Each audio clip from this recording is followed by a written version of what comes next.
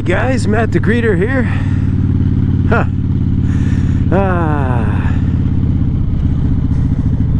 At the mercy of my own brains.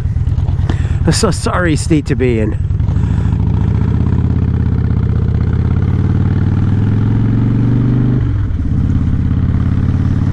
Okay, here we go.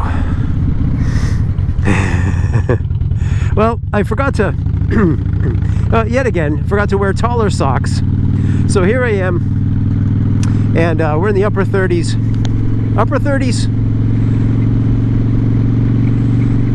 I'm testing out the cold weather gear again.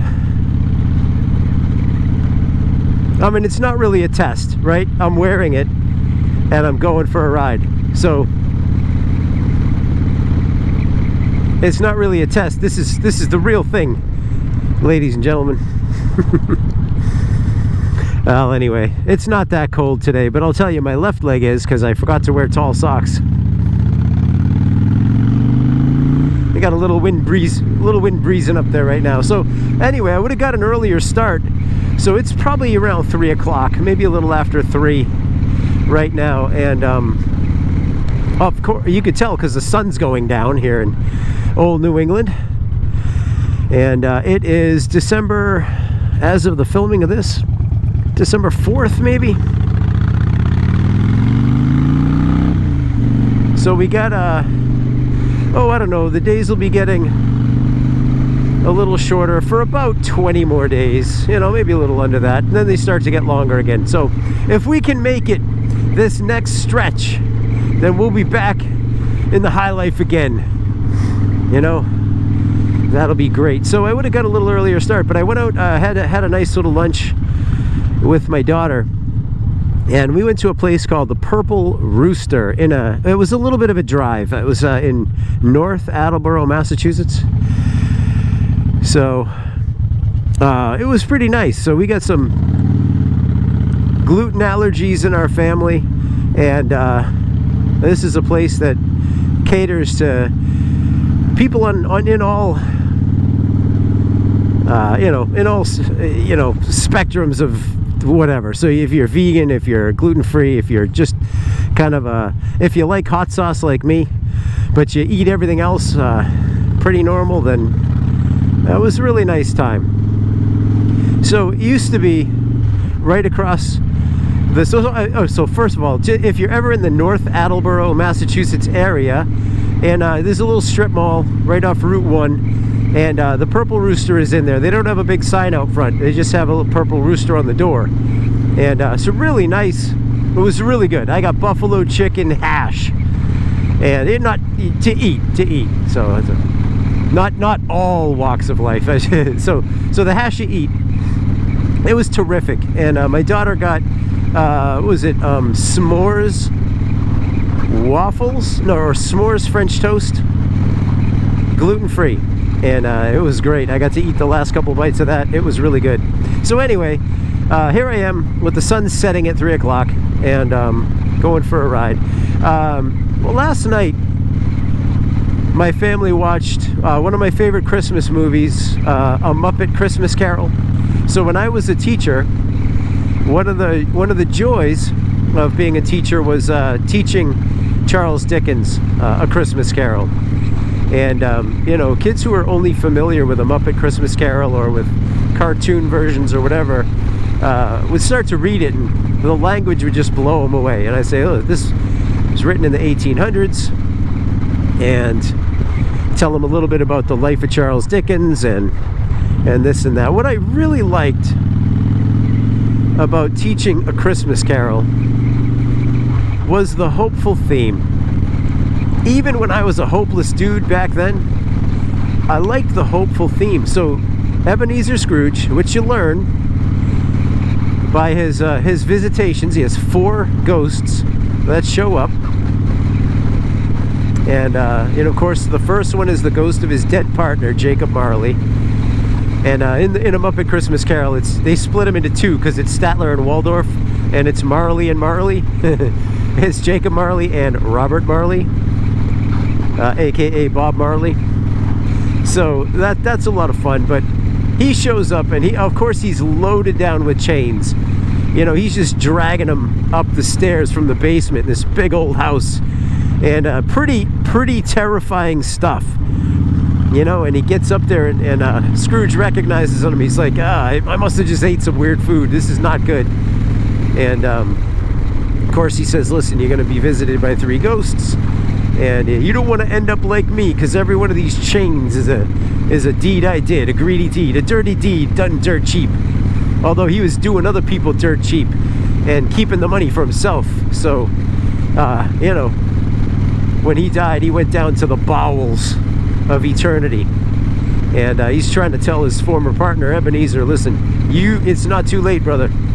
Change your ways, you'll end up just like me. That happened out west. Then you have in the United States, then you'd have Ghost Riders in the Sky. That's another cool song. But anyhow, let's see, do you see me? Yes. Anyhow, ghost number 1 shows up super far away, super bright. It's actually not far away, it's standing right in front of him, but it looks like it's really far away, even though it's right in front of him.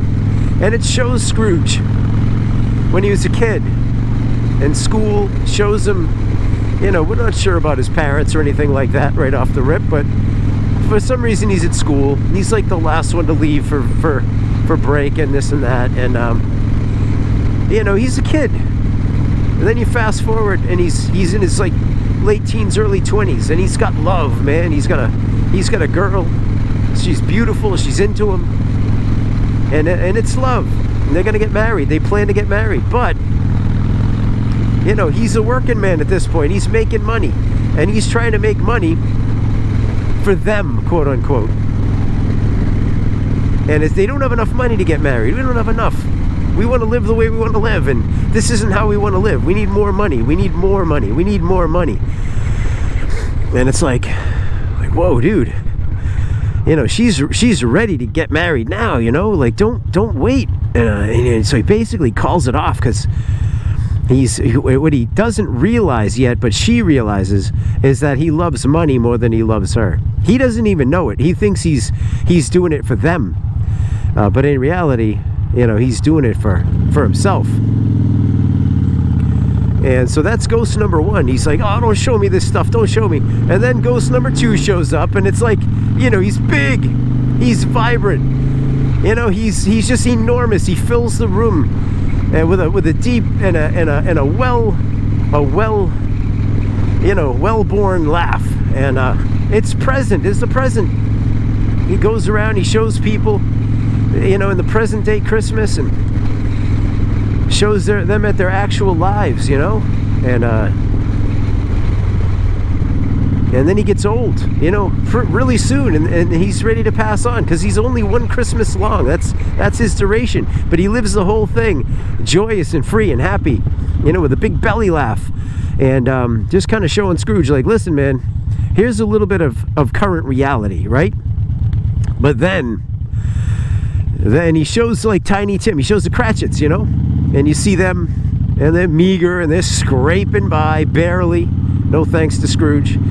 Well, then the fourth ghost comes, you know, the third one that was warned about by Marley, and of course, you know, this ghost, the scariest one of all, you know, in a shroud, and in the Muppet Christmas Carol, he's still pretty freaky. He's a freaky ghost, you know, but in the actual story, you know, he's got his robes, and there's a couple of kids under there, and they're freaky, scary, terrifying, and you know, they're I can't remember what they are. One of them is Want, and one of them is something else, but the ghost takes him around. He shows him the Cratchit's house, and there you see Tiny Tim's little cane leaning against the wall, and the chair is empty, and Scrooge is like, wait, tell me about the kid. Does the kid make it? Is the kid dead? Tell me about it. And the ghost doesn't say a thing. He just points. And then, of course, takes him to the grave. And, oh, whose grave is it? Oh, don't show me that. I don't want to see it. And, of course, whose name is on it? You all know. Because it's your name and my name, brothers and sisters, if we don't change our ways, right? So, of course, he scrapes the snow off of it, And there's his name, Ebenezer Scrooge. So,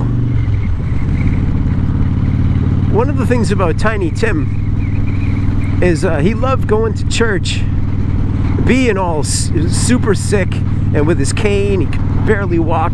And he liked that because, in his own words, Tiny Tim, he's like, it reminds people of the one who heals the sick, you know, and can make the lame walk again. So he doesn't mind being you know, sorry, I'm trying to concentrate. There's a lot of people driving bad today. He's not worried about having to walk with a crutch or anything.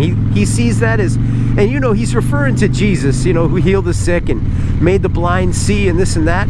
And that's who he was like, I'm happy people think of that. So, here's the deal. You know the story. Scrooge wakes up. He's still in his bed. It's not too late. So he's overjoyed. He runs to the window. He asks for the biggest turkey, pays the kid a bunch of money, drops it off at the Cratchit's house. And listen, Tiny Tim's alive.